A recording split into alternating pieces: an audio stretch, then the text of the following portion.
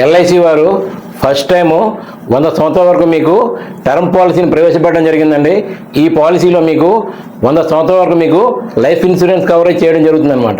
ఈ పాలసీలో మీరు డైలీ 600 రూపాయలు చొప్పున కేవలం 5 సంవత్సరాలు మాత్రమే పే చేసి 100 సంవత్సరాల వరకు మీరు లైఫ్ ఇన్సూరెన్స్ కవరేజ్ పొందండి.